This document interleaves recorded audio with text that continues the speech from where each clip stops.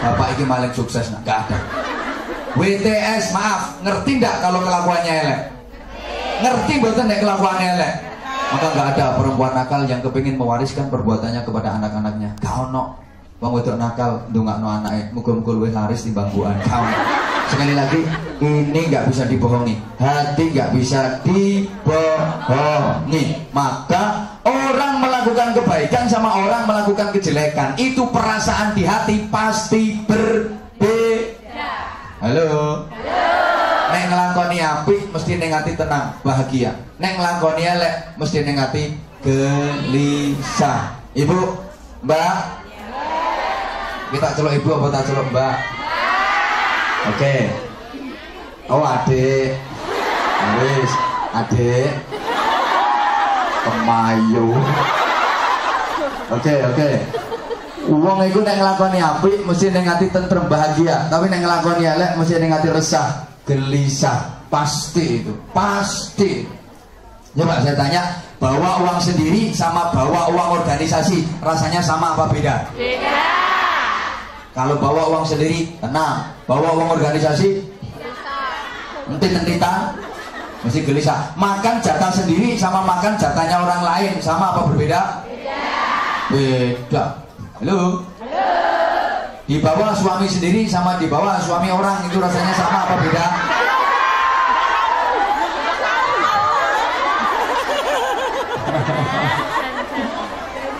Halo. Halo. Jangankan manusia, kucing saja ngelakoni apik karena ngelakoni elek itu sikapnya berbeda. Perhatikan kucing, kalau yang dilakukan baik pasti dia tenang. Kucing makan pindang dikasih majikan. Saya bukan bermaksud membanding-bandingkan majikan dengan sampean. Jangan terlalu sensitif, Pak. Ada kucing dikasih pindang sama majikannya, resmi itu milik dia, di tempat biasa dia makan, pasti tenang dia makan. Mesti anteng, mangan iso khusyuk, ngalang-ngali sholatnya sampean. Karena sampean sholat gak pernah khusyuk. Lah wong enak-enak ruko diceluk majikan, kewakilan dia. Sholat dengan majikan itu penting majikan.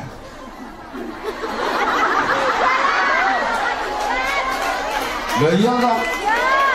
Pokoknya aku kapan diundang ning Hongkong itu pasti saya sampaikan itu. Orang kok buka rahasia mau kenyataannya yang ngono tenang. Kadang sholat yang delik-delik. Wis tak dongakno muga-muga le majikan sing apik kabeh. Muga-muga sampeyan dadi majikan, majikannya dadi sampeyan. Halo. Halo. Coba kucing mangan resmi halal sasuwanallah tuwenang. Apa ana bledek tuwor. Jare kucing emangnya gue pikirin santai, gak ngereket. Tapi ana kucing nglakoni barang orang genah. Pindang ditutupi rapet tindian tep, lah kok diokeh, diongkat. Delon arep ngokeh mesti pendirangan. Pletik-pletik pendelik pasti. Pasti lemek so diokeh. Ana wong lewat sriwet peledet melayu. Apa ndase mlebu separuh lagi badannya. Itu kucing yang ngelakuin gak genah. Maka cirinya orang yang baik, halo. Al khairu yuhibbul khaira wasyarru yuhibbus syarra. Orang baik itu seneng manggon ning keapian, betah manggon ning keapian, kerasan berada di tempat kebaikan. Orang yang baik itu orang yang kerasan manggon ning keapian, betah mengikuti kegiatan kebaikan. Orang Islam yang baik itu orang Islam yang betah berada di masjid, betah berada di majelis taklim seperti ini. Orang Islam yang selamat itu orang Islam yang betah berada di majelis taklim. Termasuk TKW yang selamat. Itu TKW yang betah kerasan berada di majelis taklim, kerasan berada di pengajian. Padha karo iwak sing selamat, iku iwak sing betah kerasan manggon ning jero banyu. Ana iwak ora kerasan manggon ning jero banyu, iku tandane iwak njaluk digoreng. Ana TKW ora kerasan manggone pengajian iku tandane TKW njaluk di.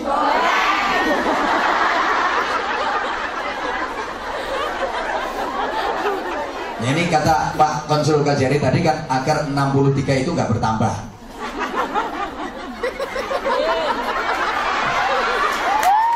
Kalau ada lagi digoreng saja. Tapi selama sampean seperti ini insya Allah aman. Tapi nggak mungkin zaman seperti ini terus, nggak mungkin. Apa sama janji akan seperti ini terus? Di kamar mandi? Ya enggak, artinya dalam kehidupan keseharian subhanallah ajining rogo sarono. Insya Allah kalau pakaian-pakaian kayak gini kan Anda kelihatan lebih cantik. Benar. Semakin terhormat, anggun, berwibawa dan tidak mudah digoda oleh landangan. Ya iya. Emang bener yang kalau saya ngaji di daerah Indonesia sana tak sampai dadi wong wedok supaya selamat coro jajan tiru lemper Nogosari rukut aman gak dirubung laler soalnya bungkusan rapet ojo tiru bikang wis sudah ngelowek bisa dirubung laler. Bener, rata-rata kasus-kasus pemerkosaan yang terjadi yang ada itu kesalahan dari pihak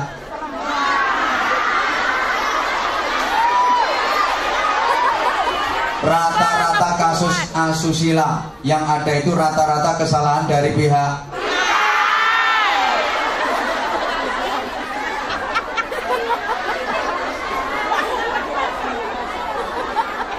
salahnya pakaian merangsang, menantang, bikin tegang. Kan sekarang mode kan pakaian dalam jadi pakaian luar, mentok ngetok bawah pakai bupati buka paha tinggi roket daukur mepet selakangan atas sekwilda menampakkan sekitar wilayah belian pakaiannya itu kayak gini seret ya Allah sini Bromo sini Galunggung putu ya Allah saya itu udah kadung dipanggil kiai boh kiai temen boh enggak tapi udah kadung dipanggil kiai dia saya rodok no lah sering kelihatan kayak gitu ya Allah bener kula niku lek ngertos ngoten niku Masya Allah yo seneng jadi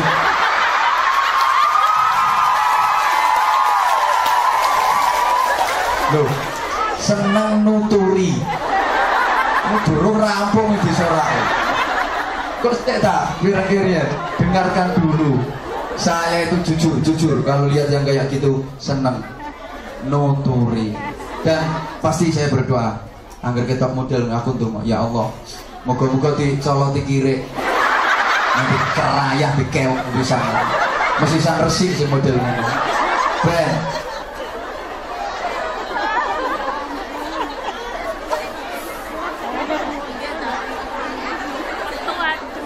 Halo. Hati fuadun. Ya, sekarang saya kirim pemahamannya. Tak kirim pemahamannya di sini, Mbak. Tak kirim pemahamannya dulu. Kolbu tadi di mana? Kolbu tadi di mana? Rupanya cerdas sih. Tak potongan tapi cerdas.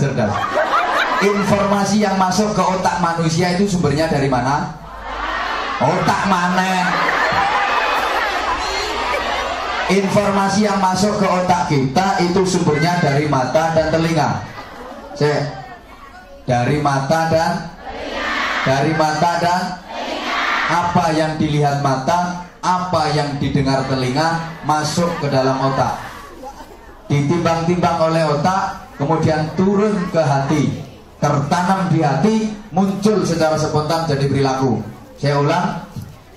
Apa yang dilihat mata, apa yang didengar telinga itu masuk ke otak, ditimbang-timbang oleh otak, turun ke hati, tertanam di hati, muncul spontan jadi perilaku, jadi akhlak. Maka perilaku, akhlak, moral, karakter itu tergantung apa yang masuk dan tertanam di hati. Kalau yang masuk dan tertanam di hati baik, maka muncul jadi perilaku baik. Tapi kalau yang masuk dan tertanam di hati jelek, muncul jadi perilaku gampangannya guys. Contoh seperti sering saya sampaikan, ketika kita bersin diucapkan apa? Alhamdulillah. Itu karena memang yang masuk dan tertanam di hati kita Allah. Maka begitu spontan keluar, alhamdulillah. Yang diucapkan pasti baik. Tapi maaf, kadang kan ada orang yang bersin itu yang diucapkan bukan alhamdulillah, bukan menyebut nama Allah, tapi malah nama-nama makanan. Wakeh ngono. Bakso, soto, es teh, ada wajib. Itu maaf, berarti yang masuk dan tertanam di hatinya adalah departemen perbadokan. Ini spontan kok, spontan, bener spontan. Iya, kita lagi jalan, kaki terantuk batu, sikil kesandung batu, jebret, innalillah, masya Allah, ya Allah. Ini memang yang masuk dan tertanam di hati kita Allah, maka metune apik. Tapi kadang ada orang yang lagi jalan kesandung jebret, yang diucapkan malah nama-nama binatang. Pokoknya kewan sikil papat yang metu kabeh. Itu berarti kelakuannya kelakuan binatang. Oh no, wedok bisa melakukan asu, ya Allah. Kesandung jebret, jaran, ya. Itu berarti wataknya watak jaran. Itu ini mau wedok itu jaran persis. Polanya kaya jaran, gidrang-gidrangnya kaya jaran, rambutnya ya kaya jaran. Halo. Nguyuh ya kaya jaran. Mau panjang jaran. Sorry. Ini sekali lagi karakter. Maka otak, hati harus dilatih dengan ucapan yang baik. Halo. Iki mudun diawasi. Kau berpaling dariku. Otak, hati harus dilatih. Latihannya dengan ucapan-ucapan yang baik. Bukankah ucapan yang baik itu menentukan akhir hayat seseorang? Man kana akhiru kalamihi la ilaha illallah dakhalal jannah. Barang siapa yang akhir ucapannya di dunia itu adalah kalimat tauhid la ilaha illallah, maka dia akan masuk surga. Ucapan menentukan. Maka tolong perhatikan, ada satu ungkapan, ada satu dalil yang sering juga saya pakai, cuma belum saya sampaikan ke sampean. I hear, I forget. I see, I understand. I go, I remember. Balani nih, gak iso. Gak bisa diulang siaran radio soal. Halo. Sami'na fanasina. I hear, I forget. Rati reken no. Entah angen-angen kok kaya wong bento. Saya dengar, saya lupa. Uy. Pergi. Capek lu gue. I hear, I forget. Saya dengar, saya lupa. Sesuatu itu kalau cuma didengar mudah terlupakan. Saya ulang, sesuatu itu kalau cuma didengar mudah terlupakan. Biasanya ngaji juga begitu. Ngaji ku nek cuma ngaji kuping, iku sing sering mlebu kuping tengen, metu kuping tengen. Metu kuping kiwa lumayan. Isek masuk ono labete. Ini mendal. Jadi masuk kuping kanan, keluar lagi kuping kanan, mendal. Maka jangan hanya pakai telinga. Sesuatu yang hanya berdasarkan telinga itu sering salah faham dan sering menimbulkan faham yang salah. Kan banyak fitnah itu gara-gara bisik-bisik tetangga. Gak harus tetangga. Gara-gara ini. Halo. Maka terusannya I see, I understand. Ya, tiba-tiba kau gede-gede dulu. Saya nggak tahu kalau di belakang saya banyak orang-orang besar. Mana usah kali takut besar apanya? Ya besar orangnya. Saya lihat, saya mengerti. Mbak ngomong aduh ngrungokno sampeyan ra ngrungokno aku. Saya lihat, saya mengerti. Kalau dilihat itu lebih mudah dimengerti daripada sekedar didengar. Artinya pengaruh dari melihat itu lebih kuat daripada Saya ulang. Mbak, nang lu mbak aja omong apa mbak? Oh, yang wong arek-arek gak nyawang aku terus nyawang sampean. Iya, kuning sampean sampean gawe wedak ning aku ora. Nanti aslinya aku wis gosong ini iki. Iya, meskipun gosong tapi alhamdulillah banyak juga yang ngelokno aku ireng. Saya lihat, saya mengerti. Kalau dilihat itu lebih mudah dimengerti. Mulane setitik ngaji itu daripada sekedar ngrungokno ngangge kuping, lebih cepat masuk ke otak yang langsung dibaca. Membaca itu pengaruhnya lebih kuat daripada mendengar. Maka hati-hati menggunakan mata. Apa yang dilihat oleh mata masuk ke otak, ditimbang oleh otak, turun dalam hati. Kemarin sempat saya sampaikan, halo, mata kalau benar penggunaannya, subhanallah, pahalanya luar biasa. Ada dua mata yang kelak di akhirat tidak akan pernah tersentuh api neraka, nggak akan pernah terjamah api neraka, nggak akan pernah terbakar api neraka. Kalau penggunaan mata itu baik. Satu, mata yang sering digunakan untuk menangis karena takut kepada Allah, menangis karena menyesali dosa yang pernah diperbuat. Dua, mata yang digunakan untuk melihat dan menyaksikan kebesaran Allah SWT, diambil hikmahnya. Juga mata yang digunakan untuk baca Quran, baca kitab, baca buku-buku ilmu yang manfaat. Pokoknya mata yang digunakan untuk melek ngaji kayak ini, mulane yang ngaji melek. Halo? Sing merem tolong jonggrokno pisan. Ngeruweti. Merem niku nulari kok. Yang paling kuat adalah I remember. Saya kerjakan, saya teringat. Saya ulang, saya kerjakan, saya teringat. Perilaku lahir itu pasti membekas ke dalam batin. Ketika kita lakukan, kita pasti akan selalu teringat. Bahkan, tolong perhatikan, apapun yang direkam oleh otak kita itu tidak pernah hilang, hanya tertindih oleh kepentingan sesaat dan suatu ketika bisa muncul kembali. Halo?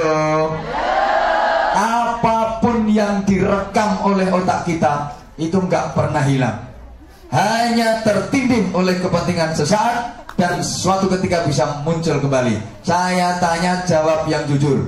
Mbak yang hadir di sini dulu pernah naksir seseorang? Pernah naksir seseorang? Tapi nggak kesampaian? Kasihan. Saya juga pernah, jujur.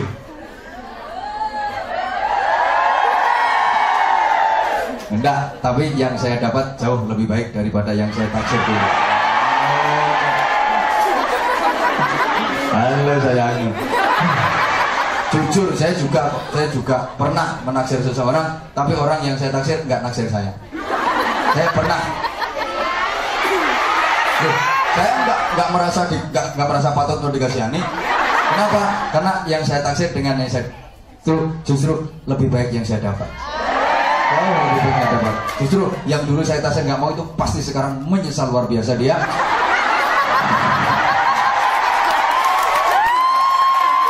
Loh, jujur, namanya orang dalam urusan itu saya pernah dikecewakan, mengecewakan apalagi.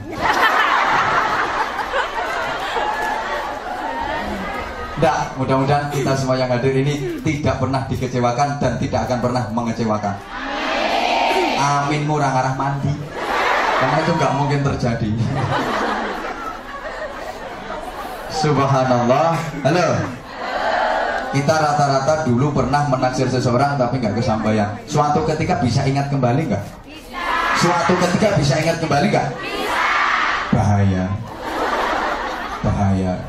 Ojo diterus-terus no. Saya tanya lagi, waktu kecil dulu, halo? Yang datang di sini waktu kecil dulu pernah nyuri nggak? Siapa yang nggak pernah nyuri sama sekali angkat tangan?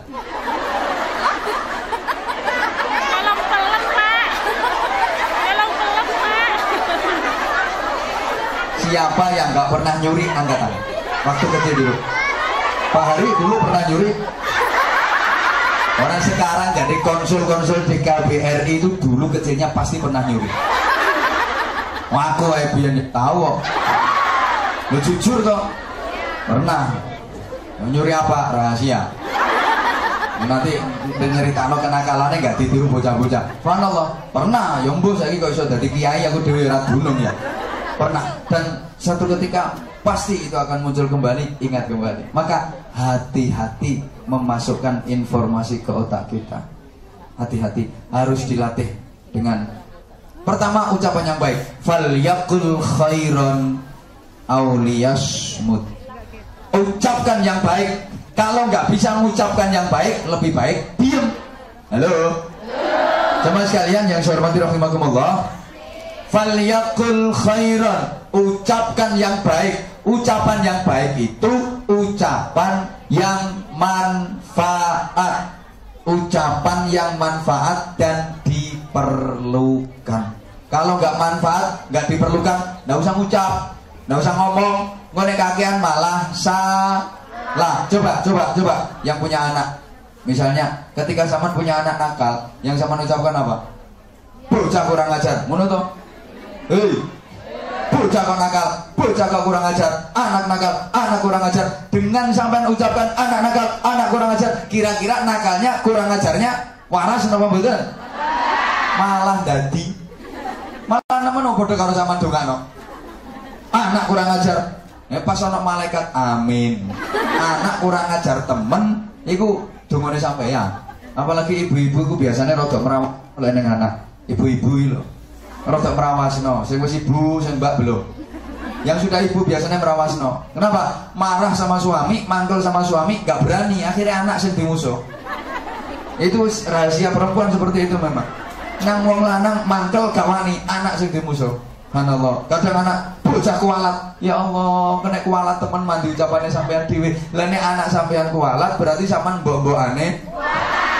Lah sampean meteng iku berarti gembel wong. Sampean manak nguweden kuwi yang ngetokno wong. Nah sampean gerangane wong kualat. Janganlah, jangan seperti itu. Coba ketika anak nakal sampean astagfirullah, subhanallah, ya Allah, kira-kira jadi marah enggak? Gak kira ana wong marah karo zikir. Ketok anak kok subhanallah. Yakin gak mungkin. Gak mungkin jadi marah. Wis sampeyan nggo sapu ya, nggo sapu, kadang mbok seblek anakmu. Misale wis Yus pokoknya sing apil lah, apa subhanallah, apa Allahu Akbar. Nek Allahu Akbar kok kaya ate nglawan setan kan sama kan. Ya ojo terlalu Allahu Akbar lah. Iku kaya tani arep mateni wong kafir ae. Lha nek nganten anyar. Oh. Nganten anyar gak apa-apa. Dalam kamar Allahu Akbar. Biar mertua dengar wah lagi sholat nih. Allahu Akbar. Dipikir sholat padahal ya sholat. Ya, padahal sholat gitu. Nenek musuh anak ya Allahu Akbar. Ya Allah. Astagfirullah, subhanallah. Andaikan itu memukulnya bukan karena nafsu. Andaikan terpaksa kok nyebles tenang, itu nyeblesnya bukan karena nafsu dan tidak ditunggangi setan. Karena setan gak mungkin barengi wong sing zikir. Iya, andaikan terjadi. Tapi insya Allah ketika yang kita ucapkan astagfirullah, masya Allah, ya Allah, mungkin jadi marah. Gak mungkin jadi marah. Saya ngomong-ngomong, marah itu boleh apa enggak? Marah itu boleh apa enggak? Boleh. Oke. Kalau boleh tolong tunjukkan saya perda mana yang memperbolehkan orang marah. Perda mana yang memperbolehkan orang marah? Halo.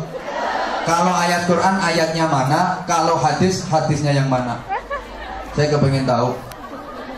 Tegas iya, kalau marah enggak. Yang ada itu wal kaziminal ghaidha wal 'afina 'anil nas. Kan seperti itu. Orang yang bertakwa itu siapa sih? Orang yang mampu menahan amarahnya dan mudah memaafkan orang lain. Ya. Yeah. Niku ayatnya wasari'u ila maghfiratin min rabbikum wa jannatin 'arduha as-samawati wal ardu u'iddat lil muttaqin. Siapa itu muttaqin? Alladzina yunfiquna fis sarra'i wad dharra'i wal kadhimina al ghaidha wal 'afina 'anil nas.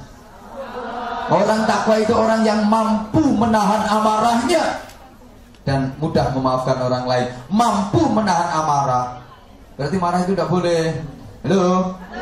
Di ayat lain, wasyabirina fil ba'sa'i wad-dharra'i wa hinal ba's. Orang-orang yang mampu mengendalikan diri di setiap menahan amarahnya di setiap kesulitan, kesempitan, penderitaan. Wassabirin, orang-orang yang mampu bersabar fil ba'sa wa dharra wa hinal ba's, dalam keadaan kesulitan, kesempitan, berbagai macam penderitaan. Sabar, sabar dan sabar. Lawannya sabar adalah marah. Halo.